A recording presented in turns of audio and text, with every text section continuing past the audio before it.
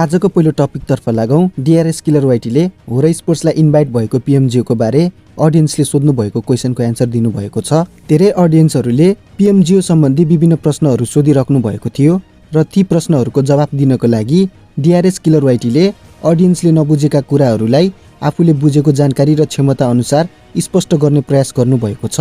So killer वाइटीले के भनेर आफ्नो रियाक्सन दिनुभएको छ त्यो भने तपाईहरुले अगाडि सुन्न सक्नुहुनेछ। पिएमजिओ खासमा पिएमजिओ रिजनल भनेको चाहिँ होरो इन्भाइट अनि इन्भाइट लाइभ चेक गर्नुभएको छ एक नम्बर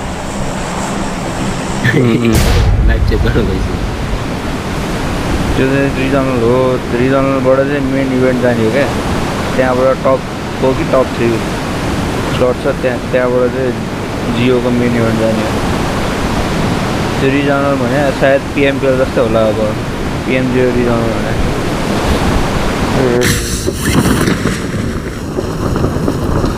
अहिलेसम्म मैले चाहिँ त्यति नै बुझाएँ हो कि थाहा मलाई के हो त्यति बुझ्यो ढुक्क हो कि बुझ्नुपर्ने के हो कहिले के भन्छ कहिले के भन्छ।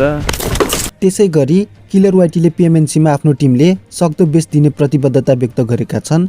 उनले टिम र फ्यानहरूको सपोर्टसँगै टुर्नामेन्टमा आफ्नो बेस्ट दिन तयार रहेको स्पष्ट सन्देश दिएका छन्।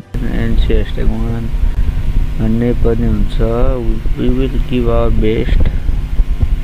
अबको टपिकतर्फ लागौँ। भ्यानगार्ड स्ट्राइक सिरिज ग्रान्ड फाइनलमा केही खेलाडीहरूले जबरजस्त प्रदर्शन देखाएका छन्। टप पर्फर्मेन्सको सूचीमा टिटुके इग्नेसले 32 एलिमिनेसन सहित शानदार खेल देखाए भने डिआरएस किलर वाइटीले 30 एलिमिनेसन गर्दै दोस्रो स्थानमा रहे। त्यस्तै टिटुके फियरलेसले सबैभन्दा धेरै 37 एलिमिनेसन गर्दै आफ्नो फायर पावर प्रमाणित गरे। इभ गोसुले 19 एलिमिनेसन गरे भने टिटुके स्लेयरले 26 एलिमिनेसन गर्दै टप 5 मा आफ्नो स्थान बनाए। ग्रान्ड फाइनलमा यी खेलाडीहरूको प्रदर्शनले कम्पिटिसनलाई कति इन्टेन्स बनाएको थियो भन्ने स्पष्ट देखाएको छ। त्यसै गरी ओभरअल र्याङ्किङ हेर्ने हो भने यस टुर्नामेन्टमा टिटुके स्पोर्ट्सले 178 पोइन्ट सहित च्याम्पियन बन्दै पहिलो स्थान हासिल गरेको छ भने दोस्रो स्थानमा डी जाबियर र तेस्रो स्थानमा गोरे स्पोर्ट्स रहेका छन्। त्यस्तै डिआरएस गेमिङ 7औं, नेपेक्स स्पोर्ट्स 9 स्थान र एचएलएक्स 15 स्थानमा रहेर टुर्नामेन्टको फाइनल र्याङ्किङ पुरा भएको छ। त्यसै गरेर अर्को टुर्नामेन्ट प्राइम वेयरफेयर सिरिज सिजन 3 को डे 2 ओभरअल र्याङ्किङ हेर्दा जहाँ टिटुके स्पोर्ट्सले आउटस्ट्यान्डिङ पर्फर्मेन्स गर्दै 80 पोइन्ट सहित लिडर बोर्डको पहिलो स्थानमा कब्जा गरेको छ। दोस्रो स्थानमा गोरे स्पोर्ट्स, तेस्रो स्थानमा नट योर फायर नेसन र चौथो स्थानमा डिआरएस गेमिङ रहेको छ। अरू टिमहरूको कुरा गर्ने हो भने एचएलएक्स अहिले 11औं स्थानमा छ भने नेपेक्स स्पोर्ट्स 14औं स्थानमा रहँदै अझै कमब्याक गर्ने सम्भावना जीवित राखेका छन्।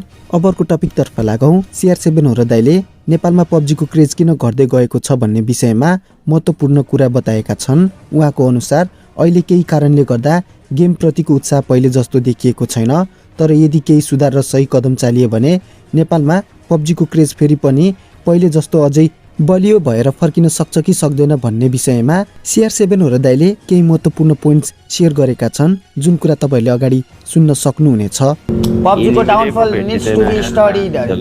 पब्जीको डाउनफल भन्दा नेपालमा चाहिँ अलिकति पब्जीको क्रेज घटिरा हो केटा, तर बढ्छ अब यो अफिसियल गेमहरु आउन थालेपछि अब केटाहरुले राम्रो खेल्यो नेपालमा, नेपाली टोलीले राम्रो खेल्यो भने अफ कोर्स राम्रो हुन्छ।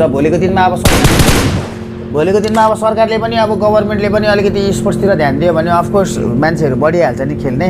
अहिले के भयो भन्दाखेरि पुरानोहरुले खेल्न छोडिसक्यो, नयाँ मान्छेहरु खेल्न आएका छैनन् के, त्यही भएर चाहिँ अलिकति पब्जी नेपालमा अलिकति उयो भइरा हो। पुरानाहरुले खेल्न छोडे, नयाँहरु चाहिँ आउन चाहँदैनन् किन भन्दाखेरि अब त्यो फ्यासिलिटीहरु छैन, अब ज्यादा हुँदैन। कतिले छोडे, अब जम्मा एउटा दुईटा स्लट हुन्छ ग्लोबलको लागि अनि त्यो एउटा दुईटा स्लटमा पर्दैनन् उनीहरु, एक दुईचोटि ट्राई गर्छन् छोड्छन्।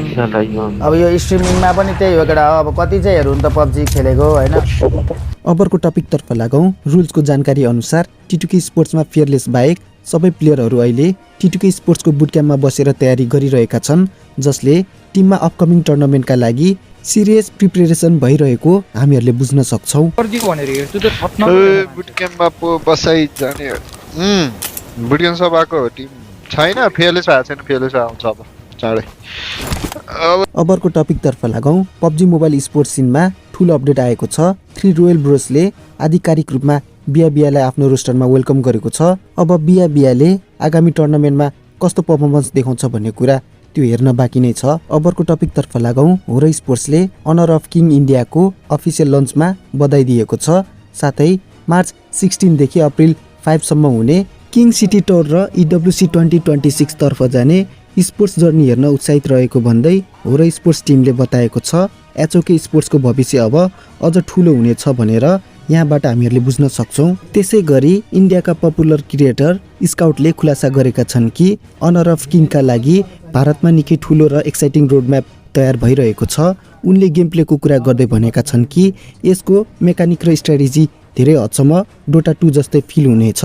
भारतमा गेम लन्च भइसकेपछि अहिले उनी क्रिएटर भर्सेस क्रिएटर इभेन्ट पनि आयोजना गरिरहेका छन्, जसले देखाउँछ कि अनर अफ किङको फ्युचरमा भारत निकै प्रमिसिङ हुन सक्छ। सोचो HOK का क्या क्रेजी सीन होने वाला है इंडिया के अंदर। ई स्पोर्ट्स, रेगुलर टूर्नामेंट्स, भाई मजेदार होने वाला है HOK का। रोड मैप बहुत गांड फाड़ है। आपने डोटा देखा है? अगर आपने डोटा नहीं देखा है और या फिर आपने खेला भी है, this is exactly like Dota. अबको टपिकतर्फ लागौँ। जब एकजना अडियन्सले यहीको च्याटमा एउटा प्रो प्लेयर कसरी बन्ने भनेर क्वेसन गर्नुहुन्छ, सो कुरामा यहीकोले के रिप्लाई दिनुहुन्छ भन्ने कुरा तपाईहरू आफै सुन्न सक्नुहुनेछ। So how to become pro? Any tips?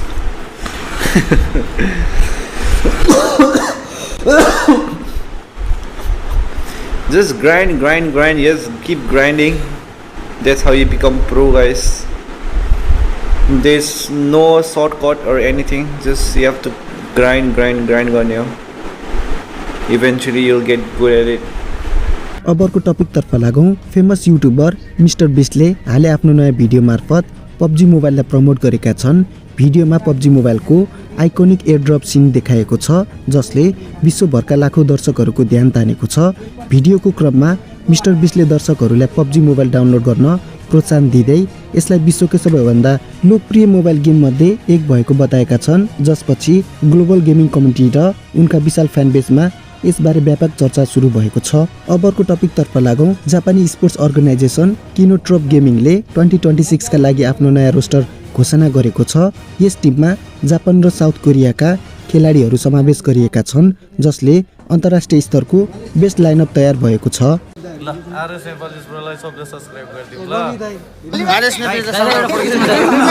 RS Nepalलाई subscribe गर गाइजहरु। RS Nepalलाई सब्स्क्राइब गरिदिनुस् है त। सबजना RS Nepal ब्रोलाई सब्स्क्राइब गरिदिनु है।